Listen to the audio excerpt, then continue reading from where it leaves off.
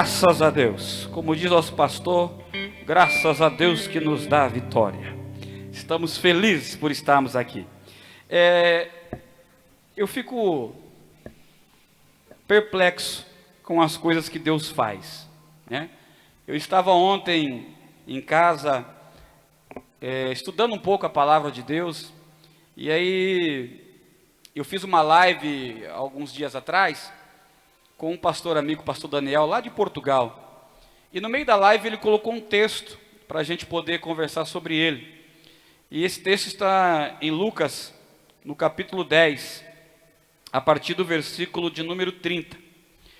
É um texto bem conhecido. E na live a gente bateu um papo, discutiu algumas coisas, falamos um pouco sobre ele, mas depois não tocamos mais nesse assunto. Mas essa palavra ficou no meu coração e ficou sendo gerada ali, eu fiquei pensando sobre ela. Eu nunca tinha parado para estudar sobre ela, apesar de já ter lido sobre ela, até que ontem eu me deparei com ela novamente. E eu saí depois à tarde para uma caminhada, que eu faço todo dia, e eu estava na caminhada quando o pastor me chamou e perguntou se eu podia pregar hoje. E o Espírito Santo na hora falou comigo: a palavra foi a que eu te dei hoje. Eu falei: entendi, Senhor. Na hora eu me prontifiquei e estamos aqui para falar sobre isso. E eu queria ler com você esse texto de Lucas 10, Evangelho de Lucas, capítulo 10, a partir do versículo de número 30. É um texto bem conhecido e eu tenho certeza que ele tem tudo a ver com aquilo que nós estamos vivendo hoje. O tema da mensagem é o socorrista. A Bíblia começa dizendo assim: diante de que Jesus responde assim: certo homem descia de Jerusalém para Jericó. Vamos ler de novo aqui, ó. Certo homem, ele descia de Jerusalém para Jericó, quando veio a cair nas mãos de alguns assaltantes, os quais, depois de lhe roubarem tudo e o espancarem, fugiram, abandonando-o quase morto. Tem outra versão da Bíblia que diz meio morto. É a única vez que a Bíblia usa essa palavra, meio morto. Coincidentemente, descia um sacerdote pela mesma estrada. Assim que viu o homem, passou pelo outro lado. Do mesmo modo, agiu um levita. Quando chegou ao lugar, observando aquele homem, passou de largo. Mas um samaritano, estando de viagem, chegou onde se encontrava o homem, e assim que o viu, teve misericórdia dele. Então, aproximou-se, enfaixou-lhe as feridas, derramando nelas vinho e óleo, e em seguida colocou-o sobre seu próprio animal, levou-o para uma hospedaria e cuidou dele. No dia seguinte, deu 2 denários ao hospedeiro e lhe recomendou: cuida deste homem, e se alguma despesa tiverdes a mais, eu reembolsarei a ti quando voltar. Qual destes 3 te parece ter sido o próximo do homem que caiu nas mãos dos assaltantes? Declarou-lhe o advogado da lei, o que teve misericórdia para com ele. Ao que Jesus lhe exortou: vai e procede tu de maneira semelhante. Vamos orar. Espírito Santo, estou na tua presença mais uma vez, e a minha oração é que o Senhor fale conosco essa noite, que o Senhor possa nos dar sabedoria para entregar tudo aquilo que o Senhor tem. Se eu esqueci de algo, acrescenta nessa noite. Se tem algo que eu pensei, o Senhor não quer que eu fale, retira essa noite, mas fala aquilo que nós precisamos ouvir e não o que queremos ouvir. Esta é a minha oração, no nome de Jesus, amém. Meus queridos, esse texto muito conhecido, o texto do bom samaritano, e ele começa por causa de uma indagação, de uma pergunta de um homem sábio da época. Aqui na minha versão, a Bíblia diz que ele era um advogado, um homem que ajudava, que cuidava de causas alheias. Esse homem, ele chega até Jesus e ele diz para Jesus o seguinte: mestre, O que é que eu tenho que fazer para herdar a vida eterna? Olha que pergunta interessante. Essa pergunta já foi feita em outro aspecto para Jesus. E Jesus então perguntou e disse a ele: o que é que a lei diz? O que é que está escrito na lei? E esse homem responde a Jesus: amarás o Senhor teu Deus e ao próximo como a ti mesmo. E Jesus olhou para ele e falou: faça isso. Se você fizer isso, você está salvo. Que coisa, né? Jesus não falou para o homem: se você der 3 pulos, se você levantar muito as mãos, se você der muito dinheiro, se você falar 1 hora de língua estranha. Não, Jesus disse para ele: se você amar a Deus e ao teu próximo. Que coisa tremenda. Eu fico pensando, né? A gente questiona tanto quem vai para o céu, quem não vai, como é que não vai, o que faz, o que não faz. Está aqui a resposta: amar a Deus sobre todas as coisas e amar ao próximo como a ti mesmo. E nós estamos vivendo um momento agora que essa deveria ser a maior preocupação da igreja. Esse deveria ser o maior cumprimento nas nossas vidas, de amar a Deus e amar ao próximo. Mas esse homem, como ele queria pegar Jesus, ele queria fazer com que Jesus fosse pego numa cilada, ele insiste. A Bíblia diz que ele insiste, ele diz: tá bom, eu já entendi tudo isso, mas quem é meu próximo? Aí é onde vem a parábola do bom samaritano. É claro que essa parábola, depois que nós lemos ela, e você já entendeu, que a Bíblia diz que um homem descia de Jerusalém para Jericó, e ele foi ali assaltado, e a Bíblia diz que depois de ser assaltado, perdendo tudo, ainda o espancaram à beira da morte, porque quando a Bíblia diz meio morto, é mais ou menos o estado de coma, né? É alguém que perdeu a consciência. A Bíblia diz que ele estava lá jogado nesse caminho, quando vem descendo pelo mesmo caminho um sacerdote. E a Bíblia diz que quando o sacerdote o vê, passa para o outro lado e faz de conta que aquilo não era com ele. Que coisa, não? A Bíblia diz que depois do sacerdote, Jesus usou a pessoa de um levita. E esse levita também passa pelo mesmo caminho, está na mesma trajetória. E a Bíblia diz que quando ele vê esse homem, que está praticamente morto, ele também faz a mesma coisa do sacerdote. Ele passa para o outro lado e continua a sua caminhada, como que se aquilo não tivesse nada a ver com ele. Até que a Bíblia diz que aparece um viajante. E aqui tem algo que eu quero chamar a tua atenção, porque a Bíblia não diz, Jesus não diz que esse viajante estava no mesmo caminho. A Bíblia diz apenas que ele estava em viagem. vai pegando aí comigo. E a Bíblia diz que quando esse samaritano, ele vê esse homem no estado que estava, ele parou imediatamente. E a Bíblia diz então que ele cuidou desse homem. Ele enfaixou as feridas desse homem. E derramou sobre as feridas, os machucados desse homem, vinho e azeite. E depois de cuidar desse homem, ele não se contentou somente com isso. Ele pega esse homem, ele coloca sobre o seu próprio animal e conduz esse homem até uma hospedaria. Quando ele chega nessa hospedaria, a Bíblia diz que ele continuou cuidando desse homem. E após ele cuidar desse homem, no outro dia, ele se dirige até o hospedeiro. E ele chega ao hospedeiro e dá ao hospedeiro 2 dracmas, que era o pagamento do salário de um dia do trabalhador da época. E ele diz ao hospedeiro: eu vou, e você, por favor, cuide deste homem. Se por acaso eu demorar mais um pouco, e houver um gasto a mais, na volta, eu pago a diferença. Coisa tremenda, né? Jesus aqui, alguns personagens que me chamam a atenção. O primeiro é o sacerdote, em que a Bíblia diz que passou e não atendeu. O sacerdote talvez era a pessoa mais importante, religiosamente falando, da época, porque é ele o principal da sinagoga. Era ele que deveria ter tido toda a atenção e todo o cuidado por aquele que estava caído, machucado, quase morto. Mas a Bíblia diz que ele nem liga, ele dá volta, ele não quer saber daquilo, como se aquilo não tivesse nada a ver com ele. E depois passa o levita.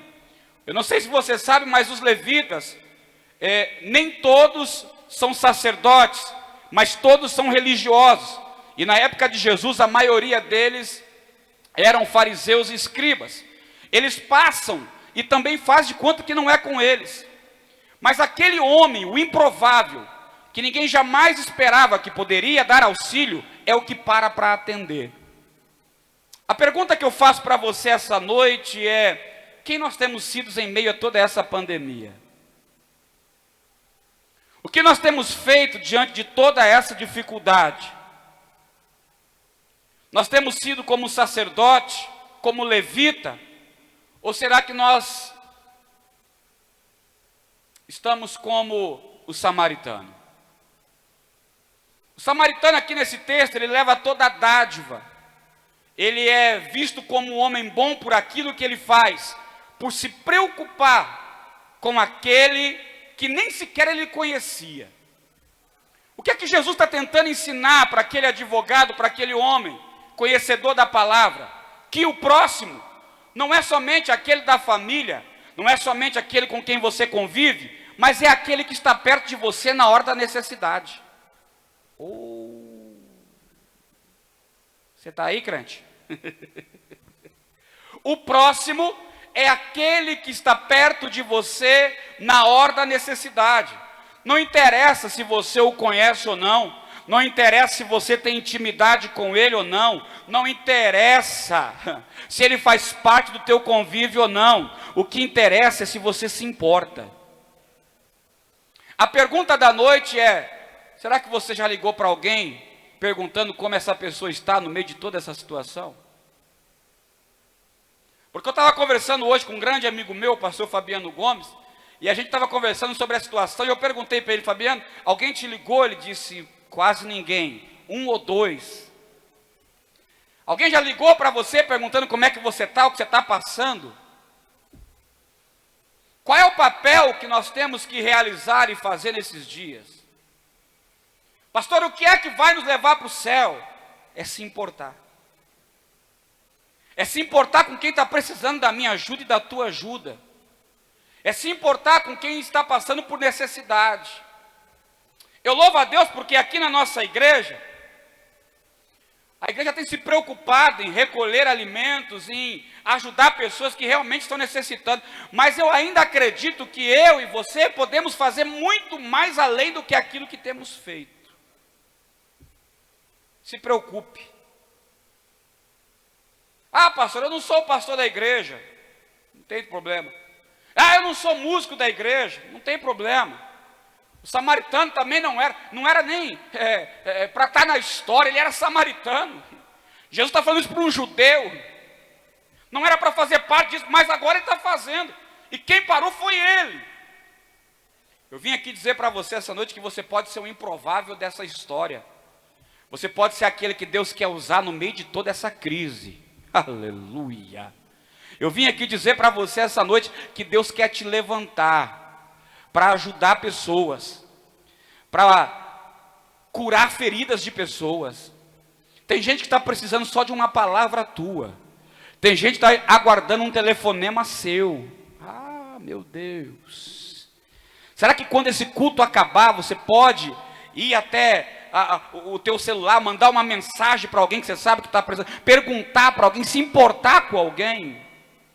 Porque esse é o papel, se importar. O bom samaritano, ele se importou, sem pensar no que ele iria ganhar. Não era uma troca. Não tinha nada a ver com uma barganha. Mas era uma dedicação, um sentimento daquele que ama sem ter nada em troca. O verdadeiro evangelho, ele consiste sobre amar. Amar aqueles que nós muitas vezes não temos intimidade, que muitas vezes conhecemos de longe, mas que sabemos que está necessitado e que precisa de algo que somente o Espírito de Deus pode entregar. Esse é o nosso papel. Esse é o papel que nós temos que cumprir essa noite. Eu vim aqui dizer para você, no meio de toda essa crise, ame. Se dedique. se interesse, por um pouco de tempo, pergunte, porque tem muita gente precisando de vinho e de azeite para curar as feridas. Agora eu acho lindo na Bíblia a tipologia que Jesus usa, porque às vezes você vai pregar uma mensagem e tem que pegar vários textos para provar aquilo que você está dizendo, mas tem texto que unicamente ele já mostra tudo, e esse para mim é um dos textos mais completos da Bíblia. Essa parábola é uma das parábolas mais completas de todas as parábolas que Jesus contou, porque Deus me disse algo e eu quero transmitir isso com você essa noite. Além da ajuda, existe aqui todo o mover de Jesus, para que eu e você pudéssemos entender o que é necessário para passar e atravessar toda essa dificuldade, toda essa luta, e mostrar para mim e para você que nós não estamos sozinhos, mas que existe alguém junto conosco, do nosso lado, que está disposto a fazer com que a gente saia de toda essa dificuldade, a fazer com que a gente vença toda essa luta, a fazer com que a gente atravesse por toda essa tempestade. Pastor, não entendi. Eu quero chamar a tua atenção para algo aqui essa noite. Preste atenção comigo aqui, que isso aqui é tremendo. Olha o que a Bíblia diz. Primeiro, que havia um homem que estava descendo de Jerusalém para Jericó. Eu nunca fui em Israel, é meu sonho ir para Israel um dia, e eu sei que Deus um dia vai realizar. Mas estudando a geografia, a gente sabe que Jerusalém está no lugar mais alto que Jericó. Então, geograficamente falando, parece algo normal e algo comum. Mas isso aqui tem um sentido espiritual. Por quê? Porque quando Jesus fala de um homem que está caído, que foi roubado, que perdeu tudo que tinha e que está à beira da morte, ele está falando sobre a humanidade. É por isso que ele fala sobre descer. Por que descer? Porque esse homem estava no lugar da bênção, Jerusalém, a cidade do rei, a cidade do Messias, aonde ele vai aparecer novamente, triunfante, em glória. Meu Deus! A cidade aonde a bênção de Deus vai ser perpétua. Ele estava ali, e a Bíblia diz que ele desce para Jericó. E eu não sei se você concorda comigo, mas para mim, eu já preguei muito sobre Jericó. Jericó é tida como a cidade maldita.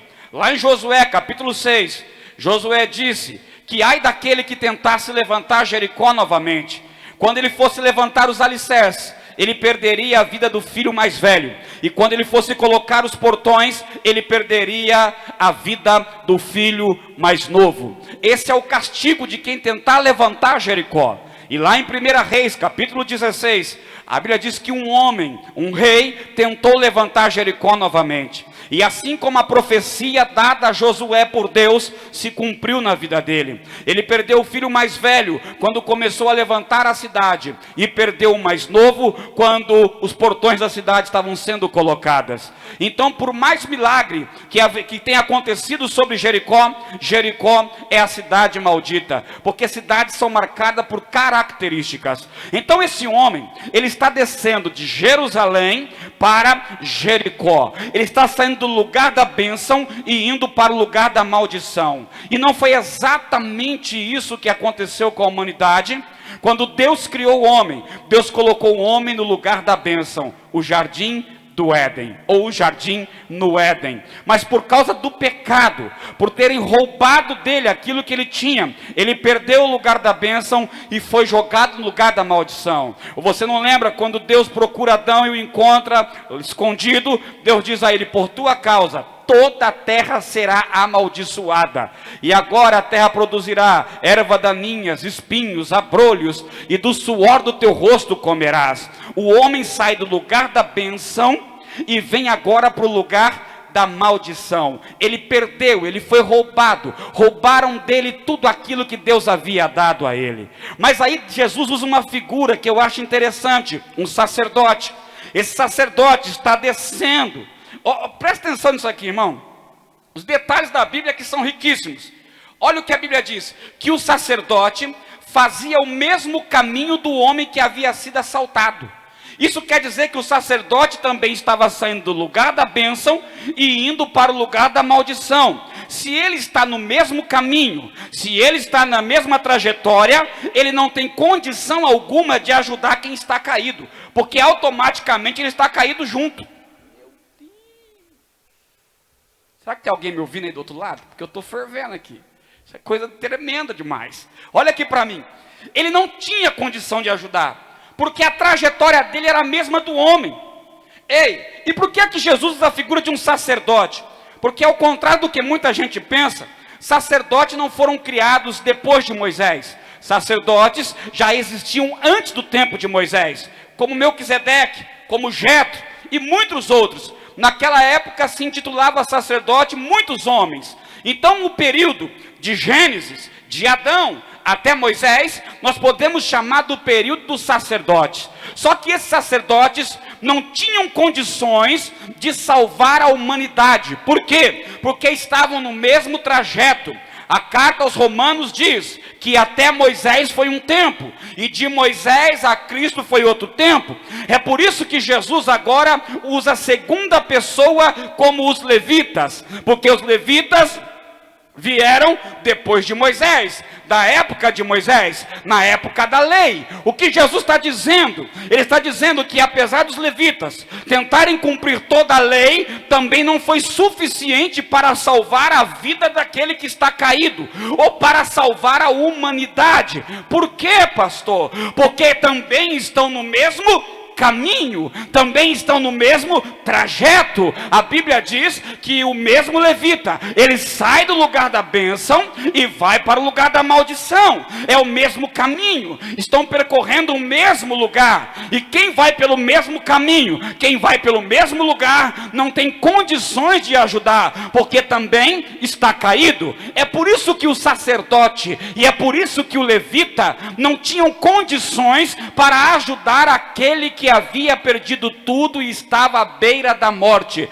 porque estão no mesmo caminho. Mas de repente Jesus usa uma figura que eu acredito que mexeu demais com aquele homem, porque ele usa a figura de um samaritano. Oh, você sabe muito bem, assim como eu, que os samaritanos do tempo de Jesus tinham uma briga terrível com os judeus.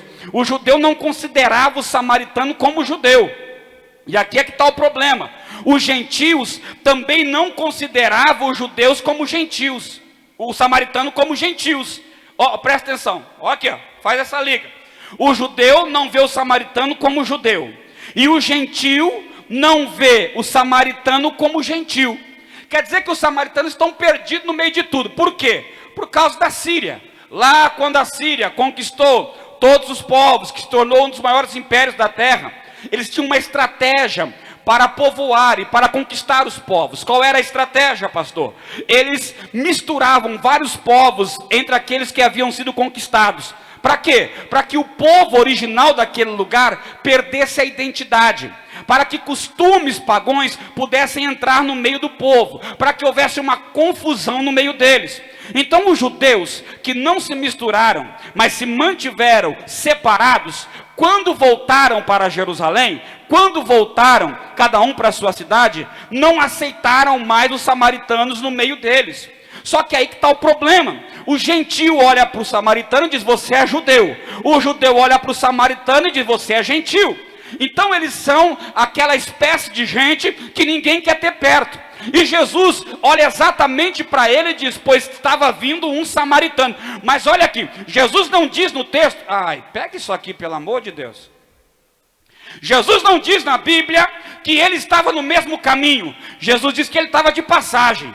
Então, eu posso aqui acreditar que o samaritano, ao invés de sair do lugar da bênção e ir para o lugar da maldição, estava fazendo o caminho contrário. Pastor, quem é o samaritano nessa palavra? O samaritano é o rejeitado. O samaritano é aquele que ninguém quer.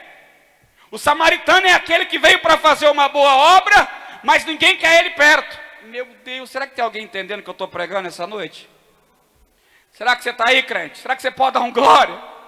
Como eu queria que isso aqui tivesse cheio hoje. Ei, escute isso aqui.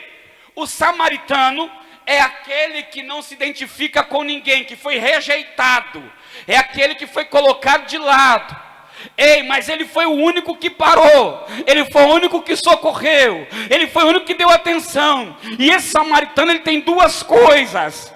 Ai, que coisa tremenda. Ele carrega consigo duas coisas. E o que é que ele carrega, pastor? Ele carrega vinho e carrega azeite. Eu vou repetir. Ele carrega vinho e carrega azeite. E esses dois produtos servem para quê? Para curar feridas. O vinho fala sobre salvação, fala sobre perdão. O vinho fala sobre sangue. Alguém está entendendo quem é o samaritano dessa história? Meu Deus, eu vim aqui falar para você que esse samaritano não é outro senão a pessoa do próprio Cristo, aquele que foi rejeitado, aonde a Bíblia diz, ele veio para os seus, mas os seus não o receberam. É dele que ele está falando. Ele está dizendo, ei, eu estou subindo para Jerusalém, eu estou subindo para a cidade santa, eu estou indo para o lugar da bênção, só que as pessoas não estão entendendo quem eu sou. Só que eu carrego comigo vinho, eu carrego comigo vinho, eu tenho comigo sangue. Que sangue? Que vai curar as feridas, o sangue que vai trazer vida eterna, o sangue que vai gerar salvação. Ai, Deus, sabe a secundácia.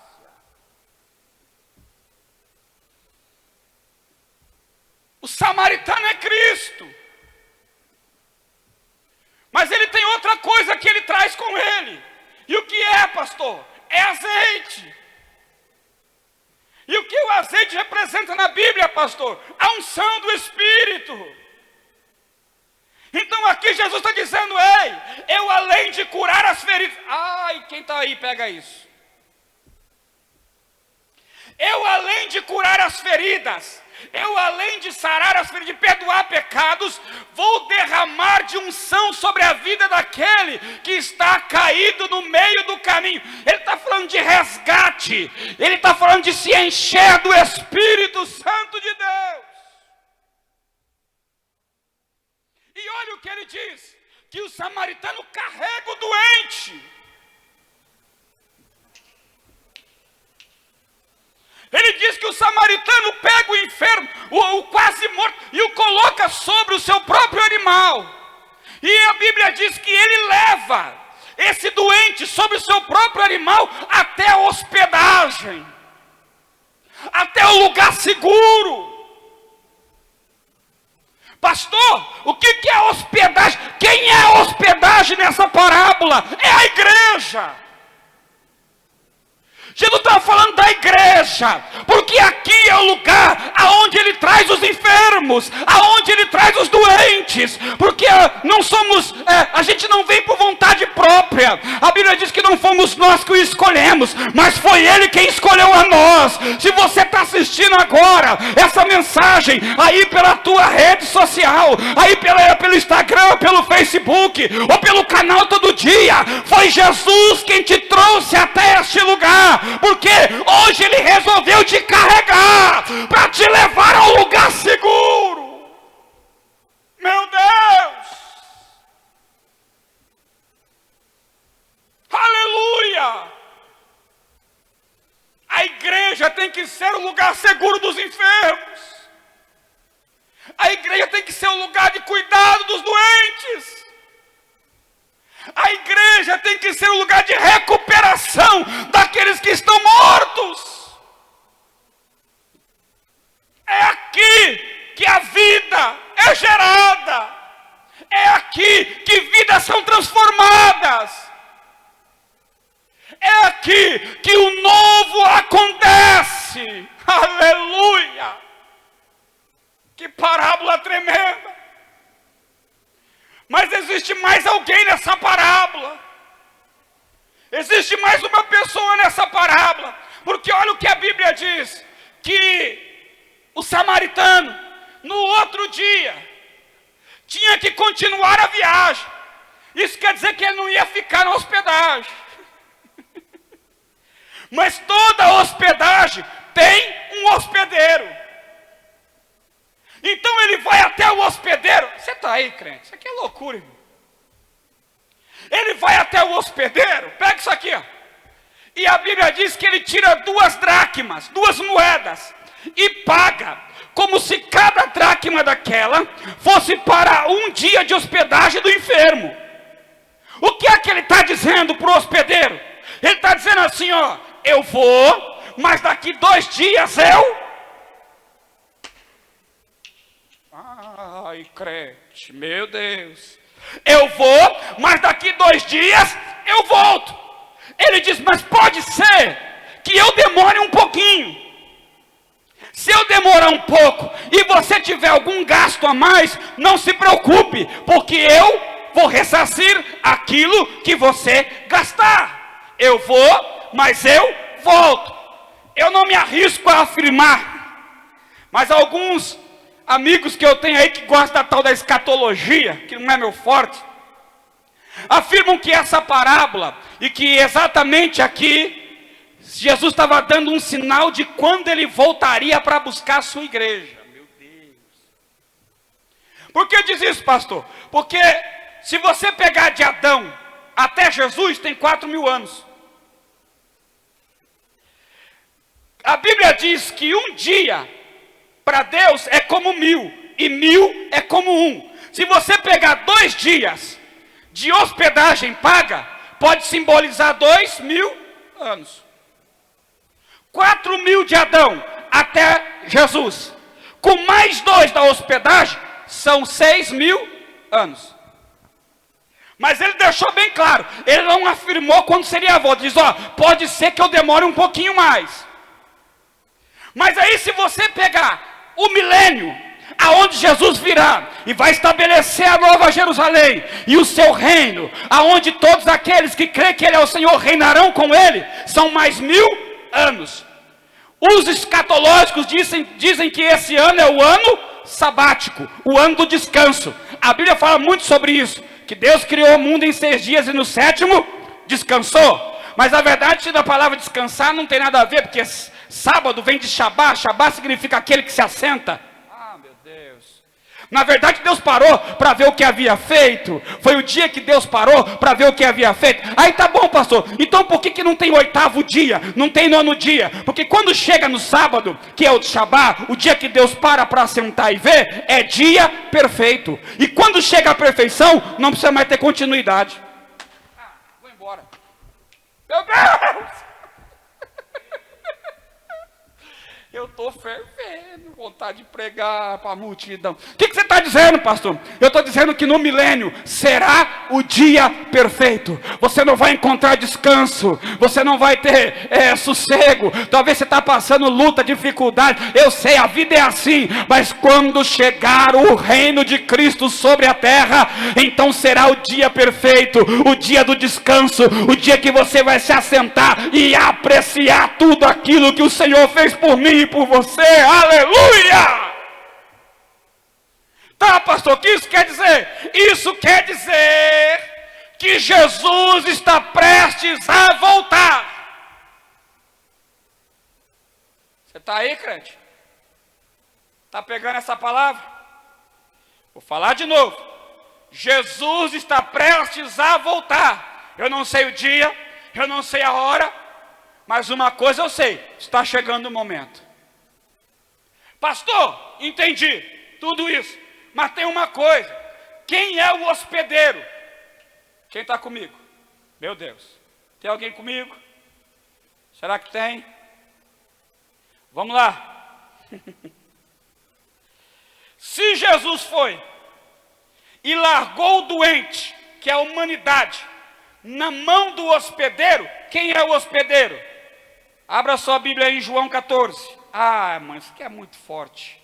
Meu Deus. Abra sua Bíblia em João 14. Aleluia. Versículo 16. Olha o que Jesus diz: e eu rogarei ao Pai, e Ele vos dará outro advogado, consolador, conselheiro, depende da versão da Bíblia, advogado, auxiliador, consolador, a fim de que esteja para sempre convosco, o Espírito da verdade, que o mundo não pode receber, porque não o vê, nem o conhece. Vós o conheceis, porque Ele vive convosco e está dentro de vós. Aleluia! Não vos deixarei órfãos, voltarei para vós. Ei, quem é o hospedeiro? É o Espírito Santo de Deus. Escute isso aqui, meu irmão. Enquanto Jesus não volta, quem cuida de mim, quem cuida de você, quem cuida daqueles que estão chegando, porque Jesus está trazendo, é o Espírito Santo de Deus. Eu estou vendo um monte de gente gemendo, eu estou vendo um monte de gente preocupada, eu estou vendo um monte de gente perdendo a cabeça. Sabe por quê? Principalmente dentro das igrejas, principalmente aqueles que se dizem evangélicos, porque não entenderam ainda quem é a pessoa do Espírito Santo de Deus. Porque ao contrário do que muita gente pensa, eu já pensei assim, sou crente desde berço. E durante um grande período da minha vida, eu ficava pensando como que era o Espírito Santo. Apesar das pessoas falarem pouco dele, né? Ou melhor, até falam muito, mas sem muito sentido. Eu ficava pensando como é que ele é. E eu muitas vezes desenhava ele como uma força, como um agir. Até que Deus me disse que não. O Espírito Santo de Deus é uma pessoa. Ele tem vontade, ele tem sentimento, ele tem emoções, ele tem razão. Ele pensa, ele distribui o que ele quer. Ele sente ciúmes. Ai, meu Deus do céu. Pastor, não estou entendendo. Deixa eu te dizer uma coisa. Ei, olha o que Jesus diz no versículo 16. E eu rogarei ao Pai, quando Ele for, eu rogarei ao Pai, e Ele vos dará outro. Ei, essa palavra outra aqui é coisa de doido. Essa palavra outro nesse texto significa aquele que faz igual. Aquele que tem as mesmas características. Não tem às vezes que você ouve as pessoas falar do Espírito Santo e parece que, principalmente quando fala da Trindade, né? Apesar que a palavra Trindade nem na Bíblia existe, mas quando a pessoa fala de Deus Pai, Deus Filho, Deus Espírito Santo, não fica parecendo que o Espírito Santo é o mais fraco da Trindade? Não fica parecendo que ele é aquele assim para usar de vez em quando? Mas o que Jesus está dizendo aqui é o seguinte: ei, eu vou, mas a hora que eu for, eu vou pedir para o Pai mandar um outro que é igualzinho a mim. E olha o que ele diz, aleluia. E nem o conhece, mas vós o conheceis, versículo 17. Porque ele vive convosco e está dentro. Sabe por que nós estamos gemendo? Sabe por que a igreja está? Tem muitos na igreja perdida, sem saber para onde vai, porque não entendeu que é o Espírito Santo. E eu vim aqui dizer para você que o socorrista dessa noite, o socorrista dessa pandemia, o socorrista que vai nos livrar de toda essa cilada, que vai nos arrancar de todo esse mal, chama-se Espírito Santo de Deus. Ele está dentro de você. Se Ele está dentro de você, Ele não é algo passageiro, Ele não é algo para ser usado de vez em quando, mas Ele mora, Ele habita. Por isso o apóstolo escreveu dizendo: vós sois templo e morada do Espírito de Deus. Ele mora em nós. Se Ele mora em nós, você pode recorrer a Ele a hora que você precisar, a hora que você quiser. Se Ele mora em você, Ele está em você a hora que você dorme, Ele está em você a hora que você acorda, Ele está em você no café da manhã, no almoço, na janta, no trabalho, no carro, no escritório, na cozinha, aonde você está, o Espírito Santo habita em vós. Aleluia! E Ele não é a força menor, não. Ele faz aquilo que o próprio Cristo faz. Ele veio para realizar em nós obras tão grandes quanto a de Jesus.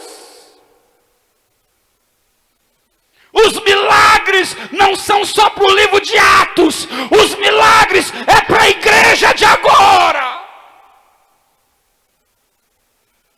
É tempo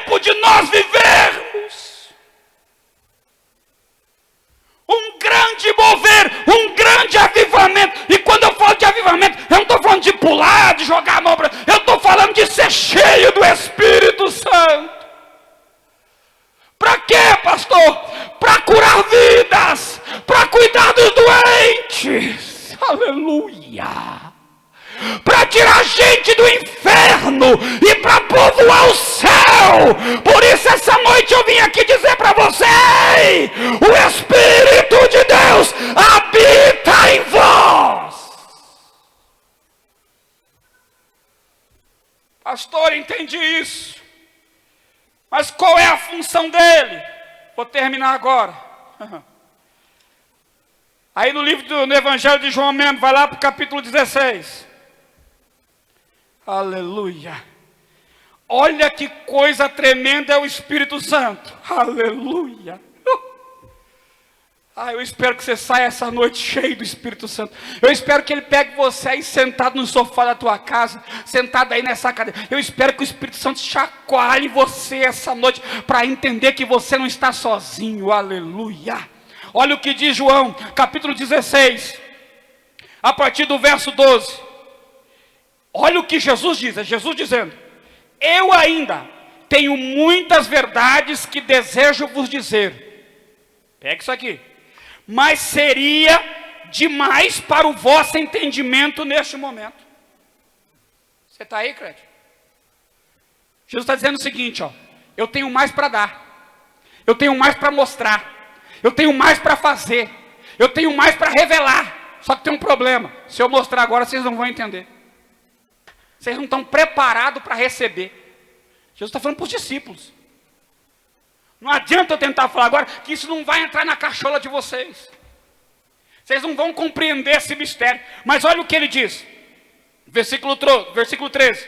No entanto, quando o Espírito da verdade vier, aleluia, ele vos guiará em toda a verdade, porque não falará por si mesmo, meu Deus, mas dirá tudo o que tiver ouvido e vos revelará tudo o que está por vir. Pastor, qual que é a função do Espírito Santo? Primeiro, ele virá para abrir a nossa mente. Ele veio para abrir o nosso entendimento. O que os discípulos não entendiam lá com Cristo, porque a mente deles não ia captar o que Jesus queria dizer. Jesus está dizendo assim: mas vai chegar um, que é o Espírito da verdade, que é o Espírito de Deus, que esse, quando chegar, ele vai testificar de mim, vai falar do que eu fiz, e vai revelar a vocês coisas de agora e coisas futuras. Está bem aí? Glória a Deus. O Espírito de Deus, o Espírito Santo que habita em você, ele veio para revelar a você que Jesus tem muito mais para te dar, para entregar, para falar contigo do que aquilo que você já viu até agora. E ele veio para fazer algo mais. O que é que ele veio, pastor? Ele veio para mostrar para você e falar de você das coisas futuras. Ou seja, ele veio para tirar a gente de um patamar e elevar um outro maior, mais alto, para nos colocar numa posição maior. Por isso a igreja não pode, nunca vai ser chamada de fraca, nunca vai ser chamada de uma igreja qualquer. Por quê? Porque aquele que habita em nós, o hospedeiro que Jesus deixou, aleluia, ele nos revela coisas maiores, ele nos revela coisas futuras, ele veio para nos mostrar coisas grandiosas, que naquela época os discípulos não iam entender, mas hoje nós podemos entender. Como? Pelo Espírito Santo de Deus. Aleluia. Sabe qual é o meu desejo essa noite? É que você seja cheio do Espírito Santo. Versículo 14, estou acabando. O Espírito me glorificará, porque receberá do que é meu e vos anunciará. Olha o versículo 15. Tudo quanto o Pai tem, pertence a mim. Sabe por que você está sofrendo? Porque você não parou para falar com o Espírito Santo ainda. A hora que você parar para falar com Ele, vai mostrar para você que o teu amanhã é bem melhor do que hoje. Aleluias. A hora que você parar para falar com Ele, Ele vai mostrar para você que o teu futuro não é como as pessoas estão imaginando, mas que Ele tem algo reservado para você muito melhor do que tudo que você já viveu.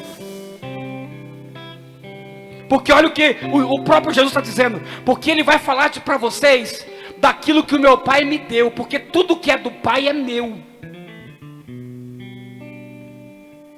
Vou repetir isso de novo. Tudo que é de Deus é do Filho. E se é do Filho, Ele transmite por Espírito, para o Espírito transmitir para nós. Você já imaginou tudo que Deus tem? Dá para imaginar tudo que Deus tem? Tem enfermidade no céu?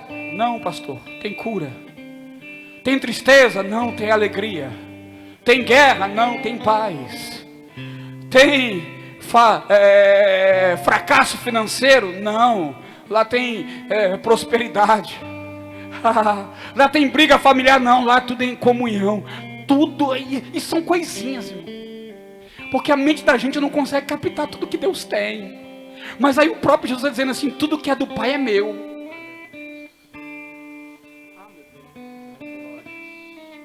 Tudo que é do Pai é meu. E quem vai transferir isso para mim e para você é o Espírito. Sossega a tua alma essa noite. Tranquiliza o teu coração. Fale com o Espírito Santo, Ele habita em vós.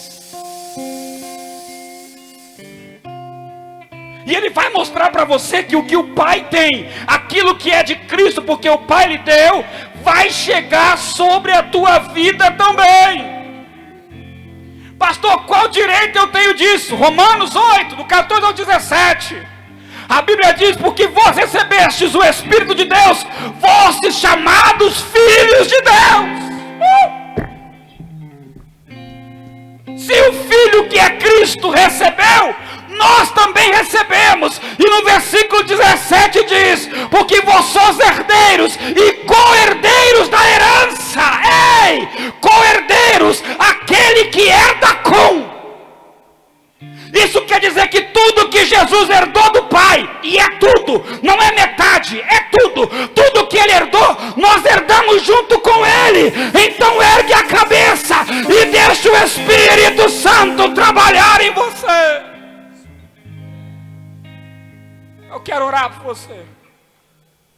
Que Deus abençoe a sua vida. Que essa palavra fique gravada no seu coração. Que o Espírito Santo possa se mostrar a você. Que você possa ver o agir dele. Mais do que os discípulos viram Jesus operar. Que nós possamos ver o Espírito Santo operar em nós. Coisas maiores e grandiosas. Talvez você está do outro lado e nunca tinha ouvido essa palavra. Eu quero convidar você a aceitar Jesus como Senhor e Salvador da tua vida. Eu quero desafiar você a entregar a sua vida a Ele essa noite, para que o Espírito Santo possa morar e habitar em você. Aleluia. Feche os seus olhos. Pastor, eu quero uma mudança de vida, mas eu não consigo enxergar a perspectiva. Deixa eu te dizer uma coisa. O Espírito Santo pode te mostrar.